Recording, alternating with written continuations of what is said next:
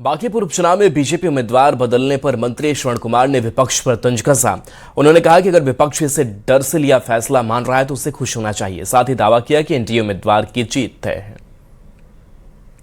तो देखिए, बांकीपुर उपचुनाव को लेकर के बीजेपी उम्मीदवार बदलने पर मंत्री श्रवण कुमार ने अपना बयान दिया और विपक्ष पर तंज कसा। उन्होंने कहा कि अगर विपक्ष से डर से लिया गया फैसला मान रहा है तो उससे खुश होना चाहिए। साथ ही दावा किया कि एनडीए उम्मीदवार की जीत भी तय है। लड़ते हैं, जो पार्टियां लड़ती है, लोकतंत्र में सभी पार्टियों को चुनाव लड़ने का ये अधिकार भी है, तो तरह तरह के सवाल खड़ा करेंगे। लेकिन मालिक कोई पार्टी नहीं होती है, मालिक जनता होती है। तो जनता लगातार एनडीए से प्यार करती है, लगातार एनडीए के पक्ष में जनता का समर्थन, सहयोग और प्यार मिल रहा है। तो जो उम्मीदवार हैं दूसरे पार्टियों के, दूसरे दल के नेता हैं, वो तो सब सवाल उठाएंगे, लेकिन उसका सवाल का जवाब वहाँ की जनता बहुत ठीक ढंग से देगी। बीजेपी प्रदेश अध्यक्ष संजय सरावगी ने कहा कि बांकीपुर उपचुनाव के पार्टी उम्मीदवार नीरज कुमार सिंह 13 जुलाई को नामांकन दाखिल करेंगे।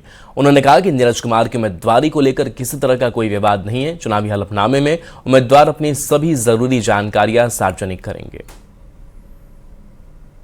केंद्रीय चुनाव समिति ने नीरज कुमार सिन्हा जी की उम्मीदवारी तय की है। नीरज कुमार सिन्हा जी बूथ स्तर का कार्यकर्ता है, मंडल में महामंत्री रहा, मंडल में अध्यक्ष रहा, जिला युवा मोर्चा में उपाध्यक्ष रहा। 13 तारीख को वो नामांकन करेंगे और उनका संपर्क प्रारंभ हो गया है। वो बांकीपुर के ही लाल हैं, बांकीपुर ही उनका आवास है, तो वो अपने क्षेत्र में कुछ लोगों के पास जाके जनसंपर्क भी कर रहे हैं और 13 तारीख को नामांकन होगा। बांकीपुर उपचुनाव को लेकर बीजेपी ने प्रदेश कार्यालय में बैठक कर चुनावी रणनीति पर चर्चा की। बैठक में प्रदेश अध्यक्ष संजय सरावगी, रविशंकर प्रसाद समेत कई नेता शामिल हुए।